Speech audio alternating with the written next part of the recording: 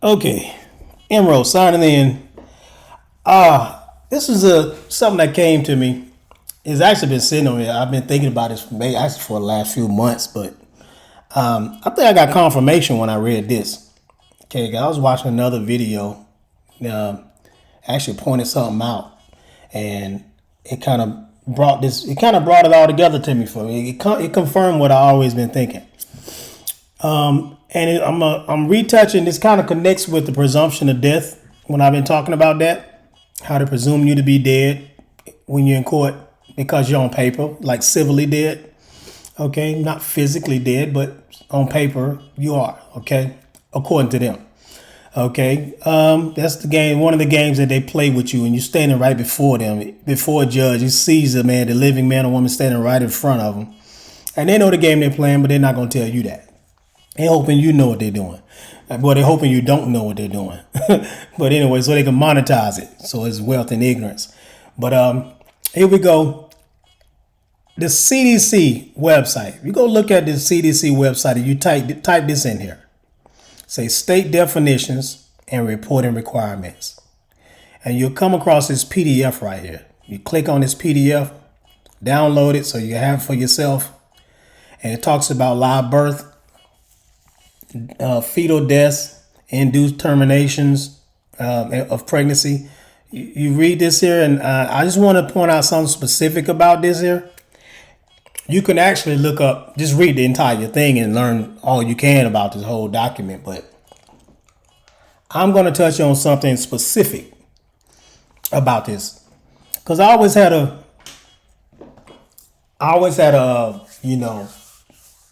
the conclusion. Like I'm thinking about the all caps name is actually the dead side of you, the dead part of you. Like literally, literally. I'm saying that literally. Keep up with what I'm saying. Okay. This here talks about. Here we go. It talks about here's the table of contents. You go here, you click on here, and you click on your state. I'm gonna click on New Jersey for a second, only because I'm gonna read some a document that's actually you can find online too about New Jersey, but it applies to all 50 states. Okay, I just chose New Jersey because that's what they're talking about, and I'm also read my own state, and I'm gonna show you they're both saying the same thing. Okay, here we go. New Jersey. Let's look at the term how they define a live birth. Okay. Live birth. This is their definition, CDC's definition. Okay. Live birth or birth means the complete expulsion or extraction from its mother of a product of conception, irrespective of the duration of pregnancy, which after such separation breathes or shows any other evidence of life, such as beating of the heart, that's the baby, pulsation of the umbilical cord, that's the placenta, or definite movement of voluntary muscles, whether or not the umbilical cord has been cut or the placenta is attached. It says whether or not. There's the key words right there, whether or not. So it don't matter if if the umbilical cord has been cut or the placenta is attached or not. It's still, the whole thing is considered a live birth. All of it is still a live birth. So when you get your certificate of live birth, the name on that damn thing it has your name in all caps in most cases. Whether it's just your last name or the whole name or your name in part or in whole, it's still your name in all caps. Okay?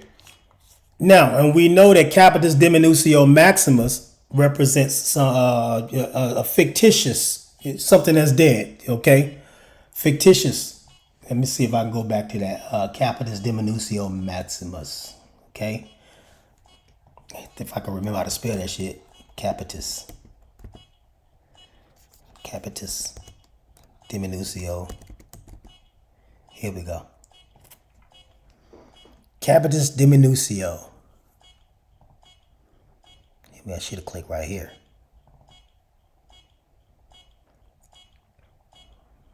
I don't want that. Capitis diminutio, the highest form of comprehension loss of status, right there. Capitis diminuto maximo, the highest or most comprehensive loss of status. Okay. Could click on it, but yeah, you see what I'm trying to look for. Okay. That's in Roman law. Diminishing or abridgment of personality. Say Till's loss, and see, they need you to have that loss of status. No, they need that. They need you to have the highest loss of status any damn way. They want you to have that when you walk up in the courtroom. You okay? When they style your name in all caps, that's what we want to call when I get on this video. But this is what they're doing when they have your name styled in all capitalized letters. Okay. Okay, but I'm gonna stay on topic. Now, when I went back and I read that, if you see that, your name in all caps like that, keep in mind the placenta stops pulsating after a certain period of time. Okay, I don't know. It all varies. I don't know the estimated time as to when a placenta stops pulsating. Okay, but once it's pulsating, it's no longer alive. It's dead at that point.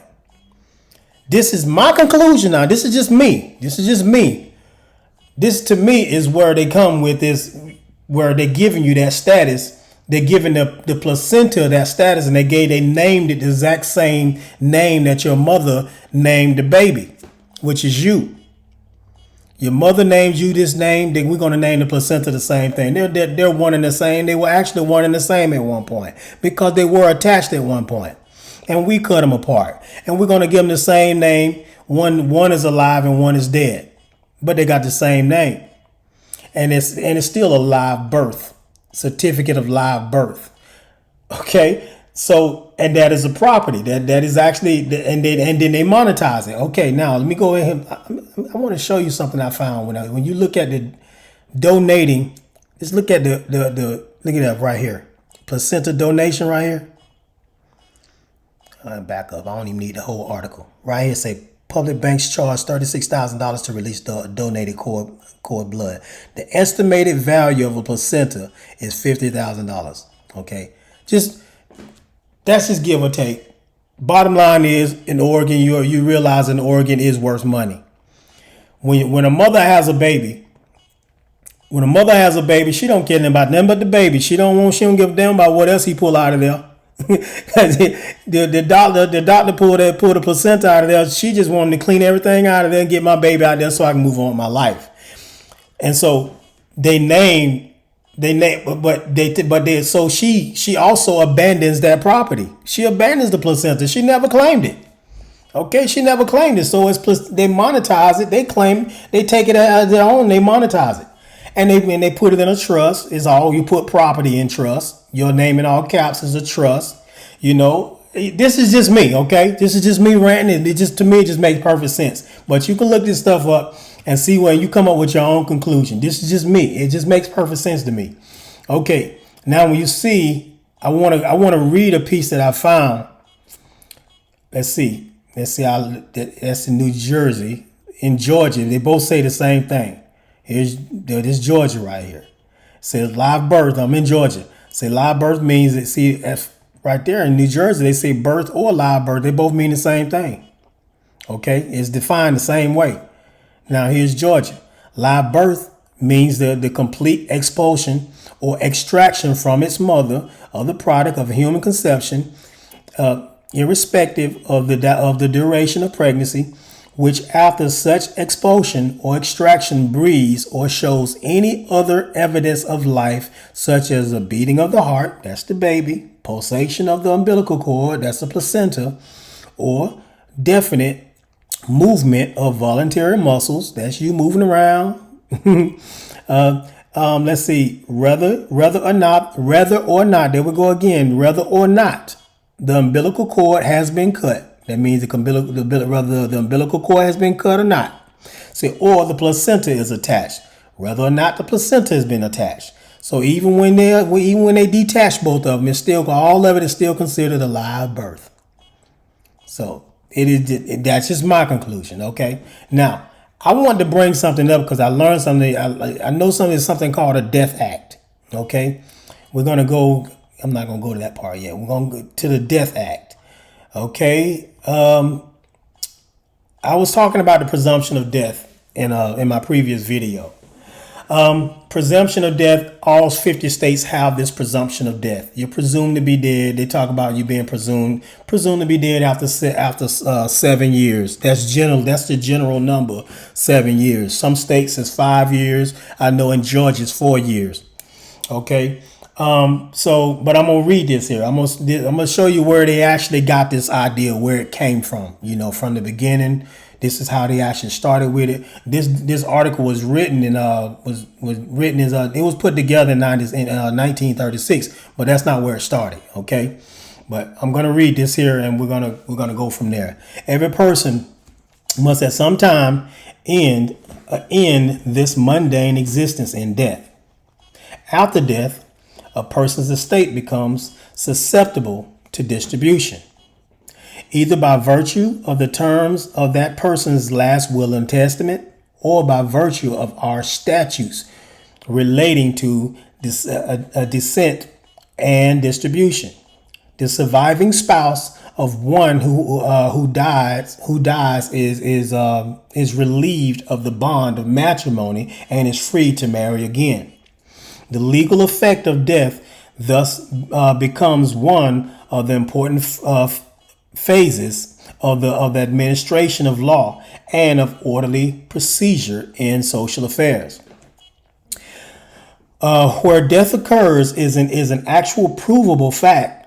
The legal incidents of death attach at once at no serious legal question and no serious legal questions arise other than perhaps those relating to the interpretation of wills or determination of the person taking the estate of the dead person according to our laws and statutes pertaining to descent and distribution. There are, however, many instances in which death is not a provable fact. This is where it gets a little complex. Well, it makes sense though. Check this out. One may go on a journey and never return. A man may suddenly disappear from his old haunts, and his relatives and friends may never see or hear from him. A man may be a fugitive from justice, or may have had serious domestic difficulties, or may have brought upon himself some actual or impending disgrace, or may have become hopelessly indebted to others. Because of one of these situations or any other making him desire to avoid contact with others, a man may mysteriously and completely disappear, never again to appear or be heard from. But at some time in his life, death must come to him. The first presumption of course that a person once alive continues to live until the fact of death is proven, or until the presumption is overcome by contrary presumption. And then it says at early civil and canon law, it is presumed that a person would be alive until he might have attained the age of 100 years, long ass time. Under this presumption, one who disappeared might have many years of presumed life before death might presume. This resulted in such a ridiculous legal and social predicament that the common law early altered this presumption to the end that a person would be presumed alive until contrary presumption arises, and then fix the period of presumption of life at 7 years after disappearance. Okay, so they don't give them 100 years; they just give them 7 years, because that's too much of a big ass window to think after 100 years that person could still be alive. Okay, well after 100 years, hell, damn near everybody might be dead by the end. Okay. Now, 7 years, where am I? 7 years disappearance. Okay. What did I stop at? Fixed period presumption of life that 7 years after disappearance. At the conclusion of such a 7 year period, the presumption of death arose. Okay, this at first was considered a presumption of fact, but our courts now regard it as a presumption of law. It's the difference between a presumption of fact and a presumption of law. If at any time after the 7 year period, the person presumed to be dead reappears, or is heard from, or is proved to be alive, the presumption of death is, of course, rebutted. It's kind of powerful right there. Okay, it's rebutted once they prove they're alive. Okay. This common law presumption of death has now become fixed by statute in most, if not all, states of the United States. See, it lets you know I ain't just doing Georgia. It says it's in all states. Okay. Say our first New Jersey statute relating to the subject was enacted in 1797. It was declared of the common law that at the time in common. And is commonly known as the Death Act. It provided as follows, and I'm just going to stop right here once I read this whole thing right here. Any person who shall remain beyond sea, or absent himself or herself from this state, or conceal himself or herself in this state for 7 years successively, shall be presumed to be dead. In any case wherein his or her death shall come in question, unless proof be made that he or she were alive within that time, but in a state recovered. In any such case, I'm gonna highlight that. If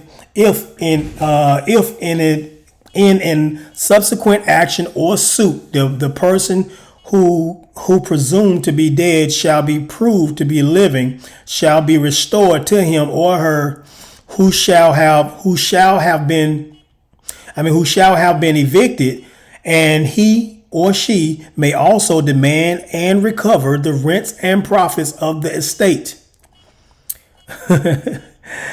during such time as he or she shall have been deprived thereof with cost of suit. See, I highlighted state because that's what the judge is actually administering when he got you in court. Keep in mind, they can only summons the dead. When you receive a summons, your name in all capitalized letters is on that document. It's on their document. It's on their paperwork. They're administering estates, as you see right here. Once you prove that you're alive, see, proven to be alive shall be restored to him or her who have been evicted. Basically, you've been deprived of all your assets, all the good stuff, your rights. So, and he or she may also demand and recover the rents and profits of the of the estate. So you get everything that belongs to that estate. You get it all back. Okay, whatever they took from you. Say during such time as he or she shall have been deprived thereof, with the cost of the suit. Okay. This is New Jersey statute right here, which backs up exactly what that document just said. Restoration and recovery of property upon reappearance of absentee.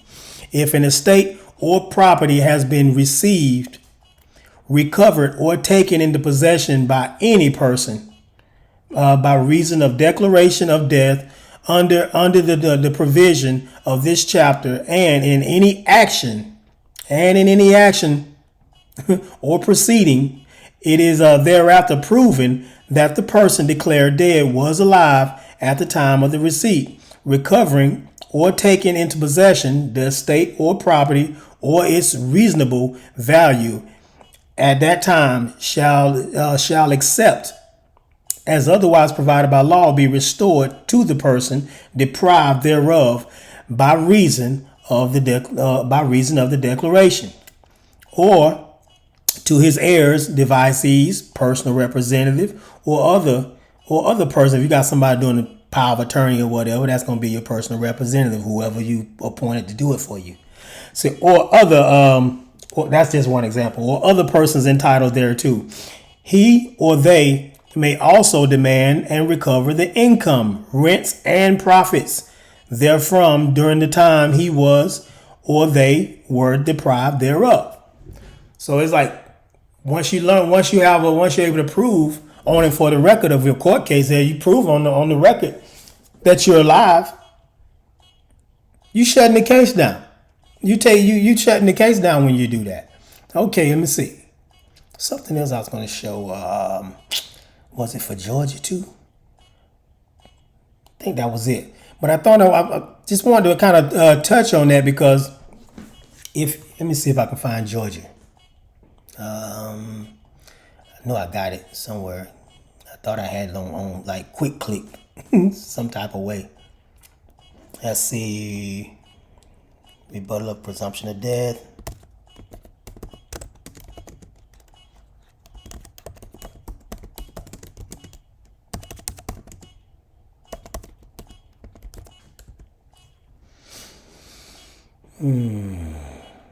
Here we go.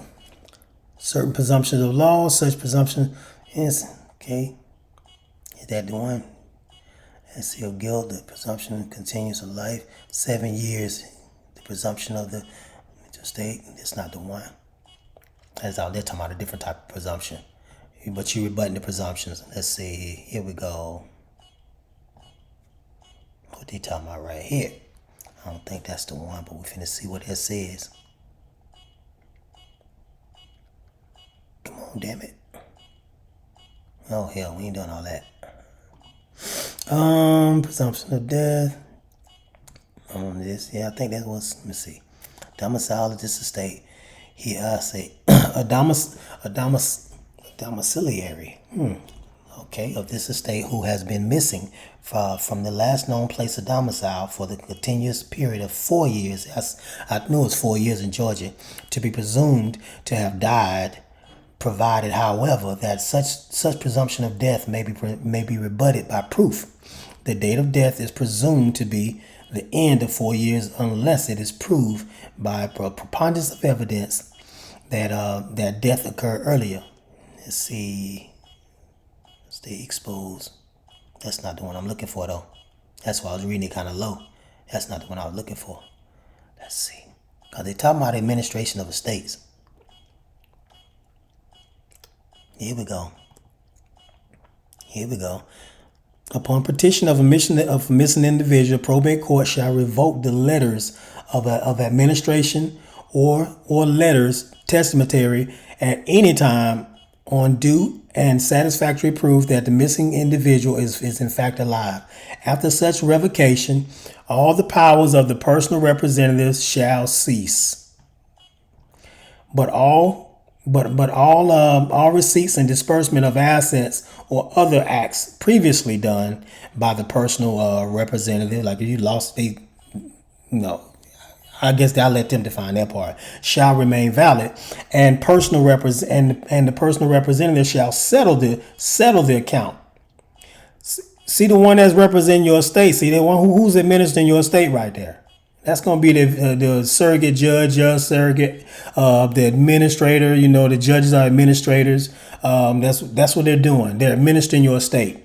So it say the personal representative shall settle the account for administration at the time of such revocation, and shall transfer all assets remaining to the missing individual or such individual duly authorized agent or attorney. That's if you got an attorney, depending on what kind of case it is.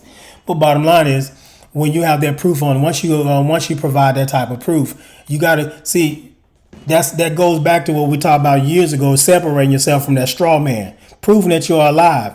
Just going there and saying, I'm the living man. That's not going to get you nowhere. We say that don't really get you too many places. In most cases, people really kind of they play with you in the court when you do that shit. So if you have proof on the record that you're actually alive, you can actually shut your case down. I talk about trust law because I know trust. See, look at there. He even talk about that in his here. wills, say wills, trust, and administration of estates. If we go further back in there, I can talk about wills in another video. But I've been talking about trust for we could talk about trust in another video, because I've been talking about that for a minute now. And if you create you a trust, you're killing that shit. Because it's a living trust. That's one way to prove that you're actually alive. And we talk about let me see what we're gonna talk about. Certificate. Let me show y'all something. Trust, Georgia. You could type this in your, you could type this in your thing too, in Justia, U.S. law, and just kind of put your own stuff, put your own state in there and see what it's going to show you. I shouldn't have put that in there. Not in that part, not that part. I'm going to cut this out of here.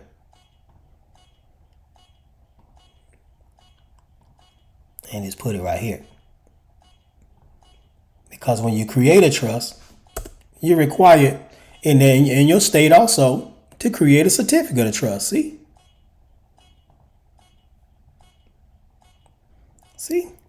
You're supposed to create a certificate of trust. The trustee may present a certificate of trust to any person other than the beneficiary in lieu of providing a copy of the trust instrument to establish the existence of the trust provision. Okay? Because you ain't got to give them the whole damn trust. The trust instrument is the whole trust, the trust itself. But you create a certificate of trust. See right here? And right here, it tells you exactly what the trust is supposed to have in it. It tells you don't read the damn statutes, and the damn statutes tell you how to play the game.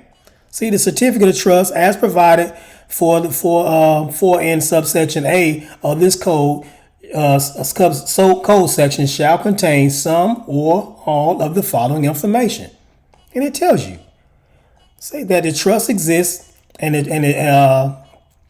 date that the trust was the date of the trust, or any amendments. That's if you go back and make some changes, and you can only do that with a revocable trust, a revocable living trust. But you can't do that with a irrevocable living trust. You can't make any changes because it's irrevocable. You can't revoke it.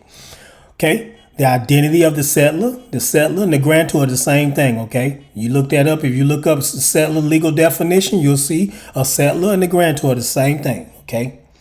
That's the person who actually creating the trust, who actually, putting the stuff in there, putting it together. The identity and the address of each trustee, if more than one, a number and identity, the number and the identity of those required to exercise powers of the trustee, the relevant powers of the trustee, and any restrictions or limitations of those powers, the revocation, revocability or irrevocability of the trust. Let know if it's a revocable or irrevocable. How the trust property should be titled. You basically just, it tells you the whole layout on what you're supposed to put in your certificate of trust. All you got to do is type certificate of trust in your state, and it's going to tell you, it's going to give you that code, and it's going to tell you what you need to put in that code, what you need to put in that trust. What needs to be in there. If you want to put some extra stuff in there, that's on you. But you don't want to put sensitive information in there that you don't, like social security numbers and all this other different stuff that they don't need to know. Because if that's sensitive, that's stuff that don't need, it's going to be on public record, because this has to be recorded into your county. Matter of fact, here we go. I'm going to go down to the bottom right here. A certificate of trust is recordable. In recordable form may be recorded in the office of the county of the clerk of superior court. You have to record a certificate of trust. That's what you're going to get a certified copy of once you create one. And you get it recorded. You get a certified copy of that recording, because you're going to have the clerk information or whatever on the top of it stamped on there. They're going to, where the book page number and all that stuff, when it was recorded, all that good stuff, it's going to be on that certified copy. Plus, they're going to have one of the clerks are going to stamp it and sign it, basically confirming that this is a correct, true and correct copy of the original. So a certified copy of the original, and then you can use it as prima facie evidence to prove your case. You can use it as evidence. It's admissible at that point. But that's how you have to use this stuff. But you don't take the trust itself and put in the court case. I mean, if you want to, you can, but it tells you that I'm telling you what the statutes say. You can read it for yourself. This is Georgia, but every state I've read, it said the same damn thing. Okay, may have tweaked a few words in there, but they're pretty much saying the same damn thing. But that's how you're going to rebut. This is, to me, the most effective way to rebut that presumption of death. But we're talking about, because we're talking about a will. Wills and trusts, those are things that are created by living people. And as a matter of fact, I'm gonna go back there. I'm gonna go there. Here we go. What we got? Show you something about a trust. What does it say that shit at? Let me show you now. Definition: governing, meaning, effect. Here we go. Except to the extent that the principles of common law and equity governing trust are modified by this chapter, or another provision of law, those principles remain the law of this state. Common law and equity. Common law and equity deals with living men and women. Okay, it don't deal with all caps names. So keep in mind, when you got your trust put together, you're dealing with the living. Okay, you're dealing the common. That's how you're gonna reach. That's how you're gonna get off into common law and equity through a damn trust. Okay, so that's one way. Now, there's more than one way to skin a cat, and there's many ways to do this shit. But to me, this shit is effective as hell. Okay, if I'd have known this shit years ago, my son would have a goddamn relationship with me right now. Okay, he would know who the fuck I am right now. But it's all good. It's on the way. But bottom line is, this is how you're gonna skip that all caps name bullshit. You create your trust, create your revocable living trust, and you can take control of that. You take control of it. Put all your assets in your trust, and you can make yourself a trustee. You can, because that trust is private. This trust is private because it's dealing with the living. The living. You're dealing with the living. That's the private side. Okay, you don't want to be on the public side because the all caps name is the public. It's a public trust, and that's the public. The public officials are trustees of that trust. So you have to. So once you reach the age of majority, At age 18, you were supposed to take control of that thing at that point, and you never took control of it. So you didn't take control of it, and that's the reason why they're still controlling you, because you're still deemed a minor. Where's that damn thing at? Let me see if I can find that shit. Minor. I hope I find it without looking too damn hard.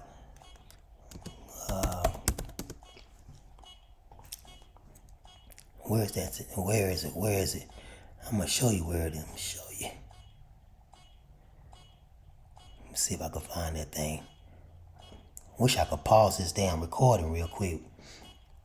I don't want to stop it. Let me see if I can find it. It's is it 26? We finna find it.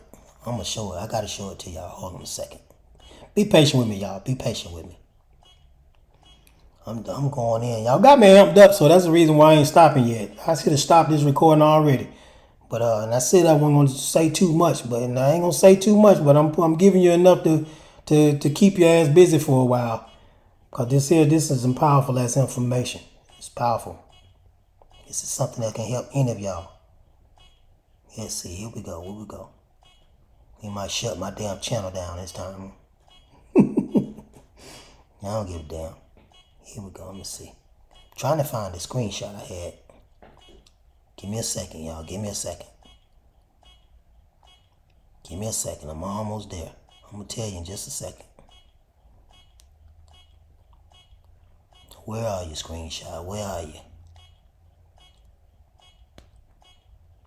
I think it's 26 CFR. Was it 26 CFR?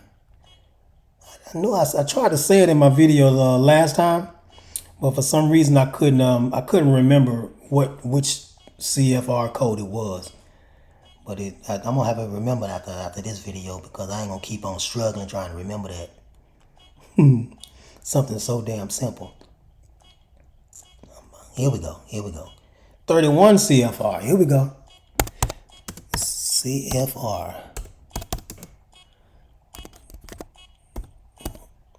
Here we go. Definition. 31 CFR.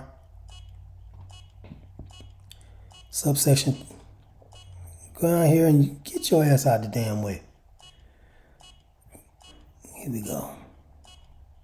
Minor means an individual under the age of 18 years. The term minor is also used to refer to an individual who has attained the age of 18 years but has not yet taken control of the securities contained in his or her minor account. You ain't took control of it. I don't give a damn what you going there screaming, I'm the living man, I'm the living man. You ain't took control of it. Ain't no proof that you've done it. So once you do that, then now you're no longer a minor. But right now they see you as a minor. You going there operating as a straw man. So they still see you as a minor. So they treat you as such. You can't exercise your freedoms until you take control of your stuff. Take control of it. Take control of the securities contained in your account. And that's some of the stuff I ain't talking about on the internet. Okay, I ain't talking about that on the internet because that's something to be talked about in private. Okay, but on the internet, but as far as like winning your court cases, you can use the damn. Just keep in mind you're gonna need a living trust to do both of them. That's all I'm gonna say about that. Okay, but I'm gonna get on off this damn thing. All right, so because I don't want to get it I'm gonna get off here, y'all. M Rose signing out.